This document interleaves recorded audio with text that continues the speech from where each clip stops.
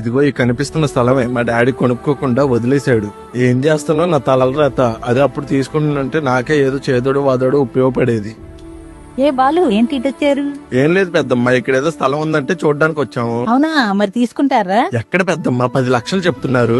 నాకు ఇంట్లో ఖర్చులకి పిల్లల స్కూల్ ఫీజులకే సరిపోతున్నాయి నా జీతం.